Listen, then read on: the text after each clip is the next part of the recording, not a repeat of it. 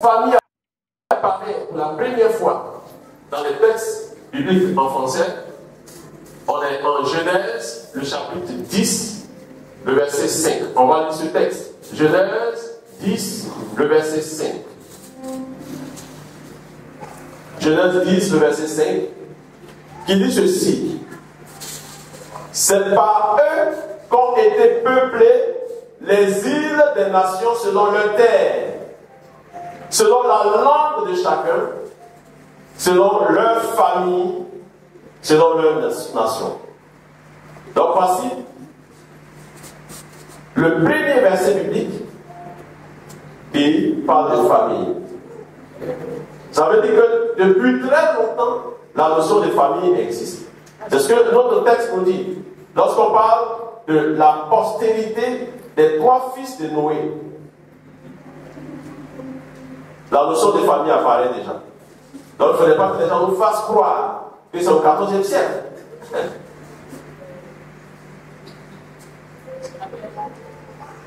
Et plus tard, en Genèse, le chapitre 46, à partir du verset 27, on vous parle de familles nombreuses. Genèse 46, verset 27, qui dit ceci. Et Joseph avait 2 fils qui lui étaient nés en Égypte. Le total des personnes de la famille de Jacob qui vint en Égypte était de 70. Une famille de 70 personnes. La famille de qui? Jacob, Joseph. 70 personnes. Donc ça, c'est une famille nombreuse.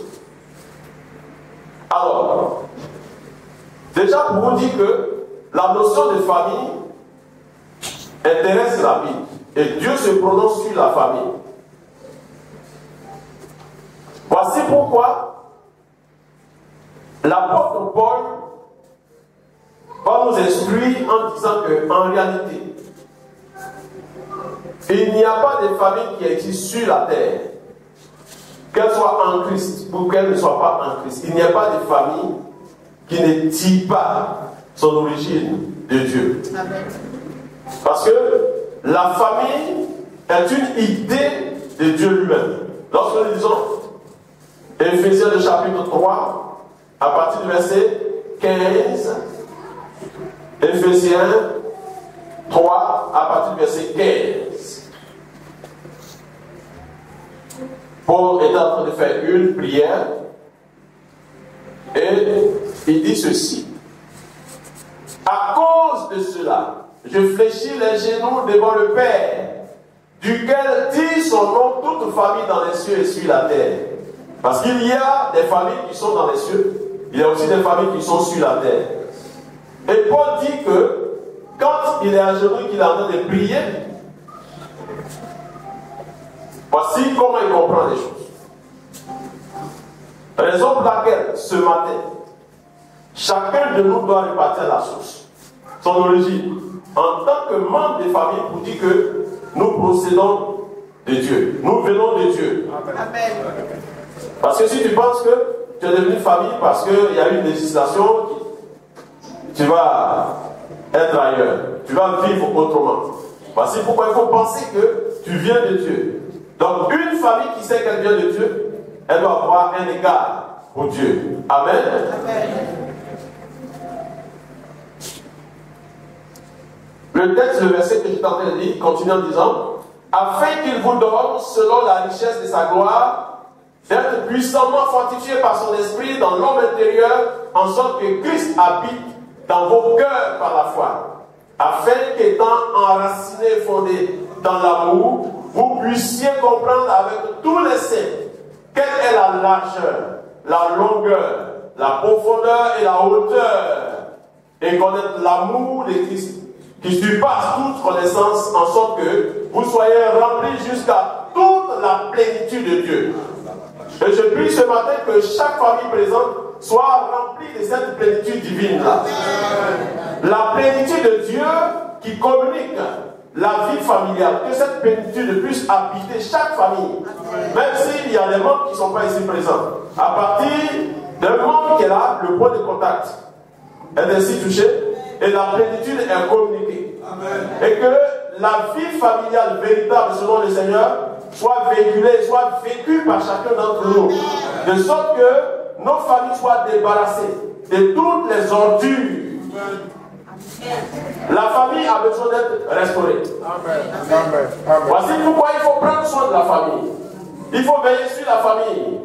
La Bible nous dit en 1 Timothée le chapitre 5, à partir du verset 8. 1 Timothée 5 à partir du verset 8. Et j'ai lu ce texte. Si quelqu'un n'a pas soin des siens, et principalement de ceux de sa famille, il a renié la foi. Et il est pire qu'un infidèle. Amen.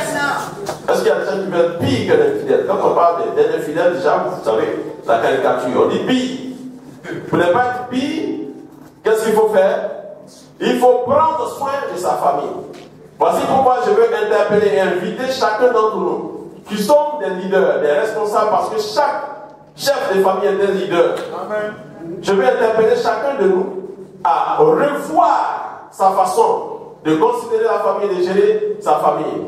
Parce qu'aujourd'hui, nous sommes dans une société où de plus en plus, il y a une dégradation de la famille à cause de l'irresponsabilité de certains que Dieu a mis à la tête des familles. Beaucoup d'hommes, beaucoup de femmes ne prennent pas soin de leur famille. Plusieurs ont abandonné leur famille au profit d'autres acquaintances, d'autres relations. Voici pourquoi il y a des gens, des hommes, qui peuvent être assis dehors, sans se soucier de ce qui se passe dans leur maison, sans se soucier de leurs enfants, sans se soucier de leur épouse. Des femmes aussi qui peuvent être dehors.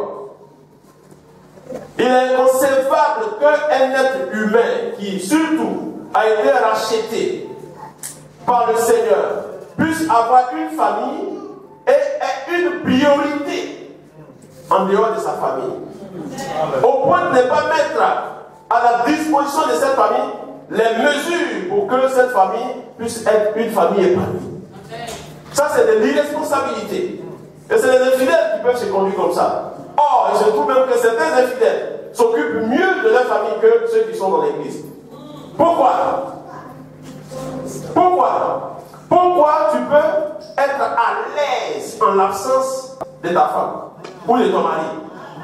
Est-ce que quelqu'un a besoin d'une délivrance ce matin? Ce n'est pas normal qu'un homme qui a dit oui à sa femme, une femme qui a dit oui à son mari, soit à l'aise, plus à l'aise dehors que quand sa femme est là ou quand son mari est là. Qu'est-ce qui se passe? Il faut un entretien de vos rapports. Il faut restaurer ces rapports-là. Rien ne justifie le fait que tu te sentes à l'aise dehors.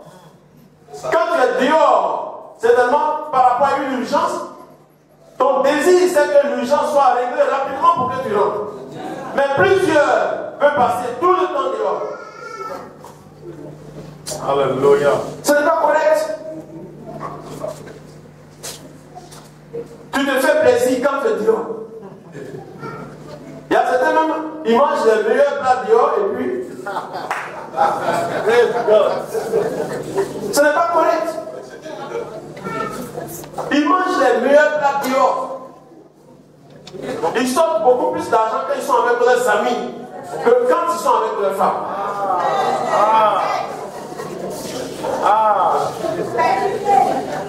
Ce n'est pas ici qu'on entretient une famille. Parce que plus on fait du mal à son conjoint ou à sa conjointe, la répercussion c'est sur les enfants. De sorte que la famille ne peut pas vivre heureuse. N'amenez pas les enfants à être aigris, à murmurer. Les enfants ont besoin de voir papa et maman en harmonie. Et ils sont fiers quand ils sont dehors. L'Église doit connaître cette restauration-là. Le monde est en train de saper, est en train de disloquer la famille. Au point de donner un autre concept, une autre conception. Où on veut mettre en place un système de famille qui exige que je suis homme, l'autre est homme et on constitue une famille. C'est ce que le monde veut nous donner. Voici pourquoi Paul dit, ne vous conformez pas au siècle présent.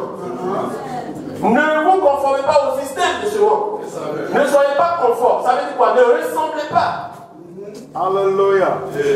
L'église doit briller parce que nous sommes une lumière qui doit être allumée pour être sur le boisseau, donc sous le boisseau. Ce que je crois, ce que j'ai reçu du Seigneur, je dois communiquer cela autour de moi. Voici pourquoi c'est nous qui devons emmener les dirigeants, ceux qui pensent être des décideurs, à changer leur opinion.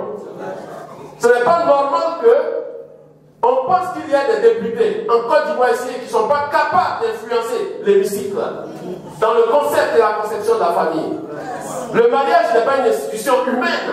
C'est pas parce que les députés étaient à l'aise, ils ont bien réfléchi, ils sont venus à partir de maintenant, il faut que les gens se marient. La Bible nous dit au commencement, Dieu a créé l'homme et puis la femme. Et il a dit que ce n'était pas bon que l'homme soit seul. Voici pourquoi Dieu fait une aide semblable. Dieu n'a pas demandé conseil à un homme. Yes. Le mariage est une institution de Dieu. Amen. Mais si l'Église ne vit pas le mariage comme Dieu le veut, l'Église ne vit pas la famille comme Dieu le veut, mais les autres viennent et puis vont vous imposer des choses. Voici pourquoi vous ne devez jamais accepter, sous prétexte qu'on doit cohabiter. Non, on ne cohabite pas avec le péché. Notre esprit ne peut pas être tranquille quand il y a le péché. Voici pourquoi en tant qu'enfant de Dieu réel, on ne doit jamais accepter cette histoire d'homosexualité. Amen. Amen. Et on ne doit pas galvauder les rapports sexuels, qui sont des rapports sacrés. Amen. On ne doit pas induire les enfants dans l'immoralité.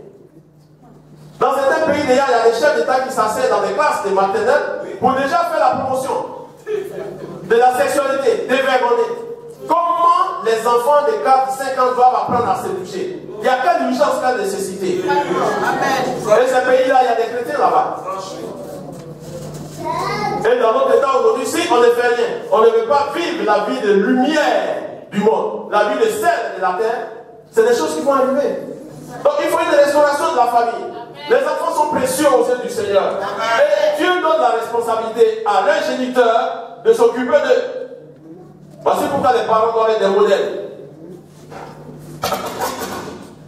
Et pour entretenir tout ceci, notre entendement, notre pensée, notre idéologie au sujet de la famille doit changer. La famille s'entretient au niveau des responsables. Si on n'a pas de bons rapports, on ne communique pas bien, ça ne va pas sur les enfants.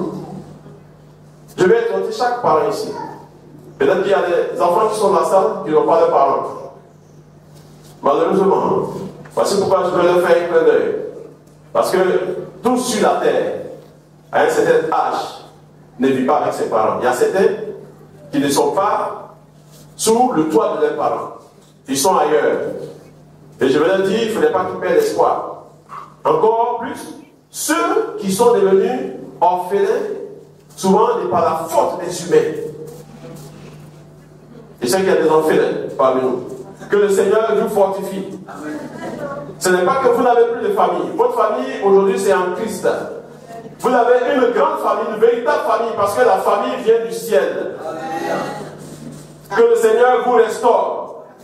Que le Seigneur vous donne la joie. À toutes les veuves, tous les orphelins, que le Seigneur vous visite. Maintenant, pour ceux qui sont dans des familles, pour que la famille soit en harmonie, il y a une part des responsabilités que Dieu nous donne pour entretenir cette famille-là. Les parents ont leur responsabilité. Les enfants ont leur responsabilité. La responsabilité des parents, c'est que les parents ne doivent pas emmener les enfants à être aigris. Ils ne doivent pas malmener les enfants. Comment est-ce que nous éduquons nos enfants? Comment est-ce que nous éduquons nos enfants? J'aimerais que chacun, surtout les parents, se pose cette question. Avant de poser un acte, de faire quoi que ce soit envers les enfants, en se demandant si Jésus était à ma place, comment réagirait-il par rapport à l'enfant ou aux enfants? C'est une question qui nous amène dans une méditation. Comment le Christ réagirait-il, même si un enfant a commis une tâche? Comment Jésus allait faire? Par rapport à la scolarité, la vie, les études d'un enfant, le devenir d'un enfant, par rapport à sa vie matrimoniale. Si Jésus était là, si Jésus était à ma place, qu'est-ce qu'il allait faire? Or, nous avons bien dit, nous sommes morts et c'est le Christ qui vit en moi. Est-ce que réellement c'est le Christ qui vit en moi? Si le Christ vit en moi, je dois être en mesure de résoudre ce genre de situations pour ne pas brimer, maltraiter les enfants. Et en même temps, la responsabilité des enfants, le devoir des enfants, c'est clairement dit, enfants, vous devez faire quoi? Obéissez à vos parents. Est-ce qu'il y a des enfants ici? Est-ce que les enfants peuvent lever la main? Les enfants surveillants, est-ce que vous pouvez lever la main? Vous connaissez ce texte? Enfants, obéissez à vos parents. Enfants, obéissez à vos parents. Je prie que ce matin, ces enfants soient capables d'obéissance. Amen. Enfants, obéissez à vos parents. Parce que cette loi-là est suivie de quoi? D'une promesse. La promesse, c'est quoi? Afin que...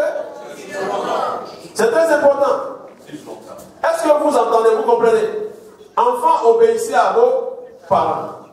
Quand je demande s'il y avait des enfants, bon, c'est les tout petits qu'on a présenté, mais il y a des enfants qui sont assis là. Il y a 15 ans, 16 ans, 17 ans, même 22 ans. 30 ans. Tu es enfant de quelqu'un. Mais tu dois être plus fils qu'enfant. Il y a une notion entre la différence entre le fils et l'enfant. Yes. Le Seigneur veut que nous soyons plus des fils à partir de notre conversion jusqu'à maintenant. Il ne veut pas que nous démorions enfants. Parce que l'enfant ne supporte pas des choses solides. Yes. Vous comprenez? Nous devons être des hios. Nous ne devons pas être des technions ni des technos. Vous comprenez? Le fils, le hios, celui qui a la maturité. Mais dans la famille, un fils hios, c'est-à-dire fils qui a la maturité, est capable de représenter son père. Il fait la fierté de son père. Et son père lui fait confiance. Voici pourquoi le Seigneur, quand il sortait de l'eau de baptême, la voix se fait entendre depuis le ciel. Celui-ci est mon fils, bien-aimé à qui j'ai mis mon affection. C'est mon hios. Parce qu'il est capable de parler de ma part. Et la voix continue en disant, écoutez-le. À court.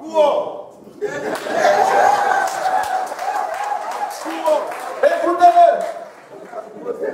Est-ce que vous pensez que le Seigneur peut vous faire confiance de sorte à dire aux gens qu'ils doivent vous écouter? Les enfants devenez des fils. Parents, aidez vos enfants à devenir des fils. Sécurisons la famille. Protégeons la famille. La famille est précieuse aux yeux du Seigneur. Et nous devons savoir qu'une famille doit manifester, surtout qu'elle a un Christ, elle doit manifester la foi. Tellement de choses qui se produisent autour de nous. Et si nous n'avons pas la foi, on risque d'être égaré et puis voilà, on va se bousiller. La famille doit manifester la foi. Or, il y a un monsieur qu'on appelle le père de la foi, qui se nomme Abraham. Voici pourquoi le Seigneur a dit toutes les familles de la terre seront bénies. Toutes les familles. Si une famille sur cette terre, là, écoutez-moi bien, s'il y a une famille qui veut entrer dans des bénédictions, elle doit bénir le peuple juif. Et elle doit avoir la foi. C'est avec la foi qu'on est capable d'affronter tout ce qui est vicissitude, tout ce qui est difficulté. Amen. Si vous n'avez pas la foi, vous n'allez pas comprendre certaines choses qui se passent dans la vie.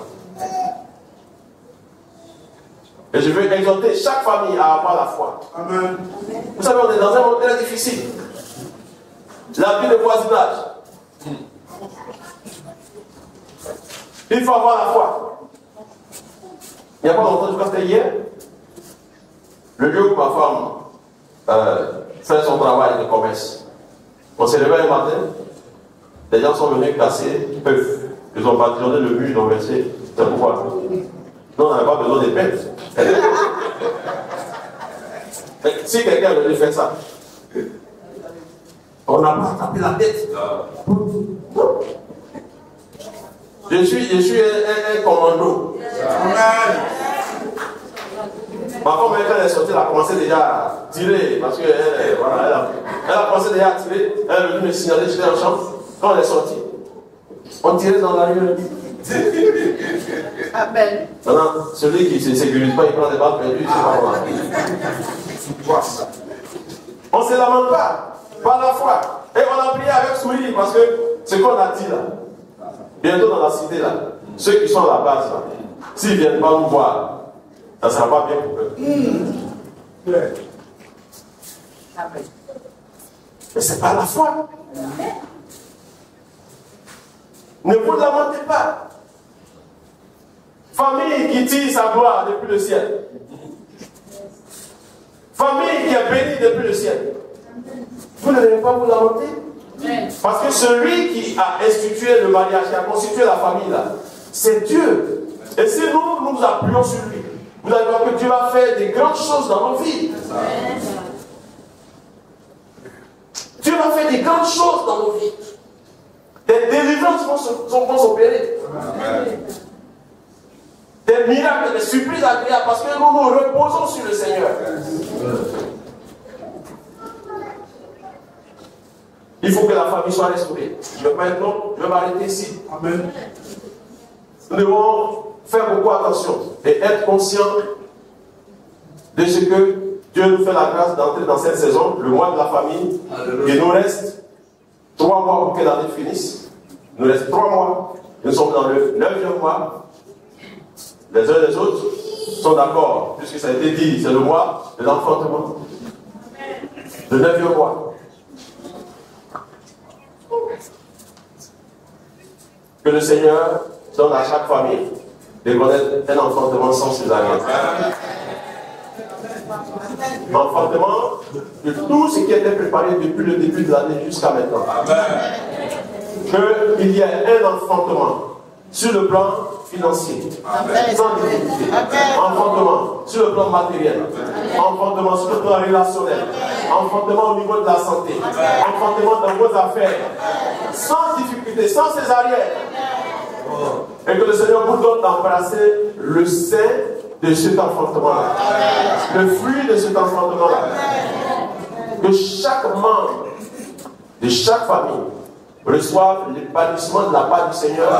Parce que le Seigneur n'a pas des projets de malheur pour une famille. C'est pas possible. Le Seigneur veut que chaque famille puisse vivre heureuse. Voici pourquoi il demande à chaque famille de retourner à la foi. Amen. Que le Seigneur vous bénisse. Amen. Que le Seigneur vous bénisse. Amen. Dans le nom de Jésus. Nous allons prier un instant. Et puis, je vais passer le micro au pasteur Adams pour la suite. Chacun a entendu la parole. Alléluia. Tu vas parler en fonction de ce que tu as entendu. Surtout par rapport à ton besoin. En tant que famille. Même s'il y a des difficultés qui se passent dans ta famille, tu dois être l'intercesseur. Tu constates des choses qui ne vont pas dans ta famille. Que ce soit dans la famille nucléaire ou dans la famille élargie. Il y a certainement des conspirations, généralement c'est dans la famille élargie parce que souvent il n'y a pas d'entente. Lève ta voix, parle au Seigneur. Chacun va parler au Seigneur. Dis Seigneur, voici la situation, voici telle situation. Oh, les familles viennent de toi. Tu veux que les familles soient en harmonie, que les familles puissent vivre dans le bonheur. Seigneur, je te regarde. Seigneur, mon regard est sur toi. Seigneur, je t'invoque. Seigneur, interviens. Je te fais appel, Esprit du Dieu vivant. Toi, le Saint-Esprit qui était au commencement, qui te mouvait à la surface des eaux. Saint-Esprit, manifeste-toi dans ma famille. Saint-Esprit, agis dans les rapports, dans les relations de mon père et de ma mère, de mes enfants, de moi et mes enfants. Esprit de Dieu, j'ai besoin de restauration, j'ai besoin de régénération, j'ai besoin de transformation. Oh Dieu, toi qui es à la base de la famille, interviens dans ma famille. Dans tout ce dont ma famille a besoin, la sécurité sur le plan spirituel, la sécurité matérielle, financière, la protection. Seigneur, ma famille est en train de traverser telle situation. Je sais que la délivrance t'appartient. Donne la délivrance à ma famille. Donne la délivrance à ma famille, Seigneur. Dans le nom de Jésus, tu es vivant, notre Père. Merci de me nettoyer. Seigneur, à un moment donné, je me suis sali, je me suis souillé. J'ai besoin que tu me nettoies. J'ai besoin que tu me purifies. J'ai besoin, Père, que tu me nettoies. Parce qu'à cause de cette impureté, je suis devenu un obstacle au bonheur dans ma famille. Nettoie-moi par le sang précieux de l'agneau. J'ai besoin de toi, Seigneur, dans ma famille. Oh Seigneur, j'ai besoin de toi. Seigneur, j'ai besoin de toi. Notre Dieu, toute famille sur la terre, comme dans les cieux, dit sa gloire de toi. Ce matin, je te prie afin qu'une famille soit connectée à toi. Je te prie afin que tu restaures les rapports, les relations, la communion. Donne-nous de comprendre les choses aisément. Merci de bénir. Merci de bénir. Merci de bénir au nom de Jésus. Amen.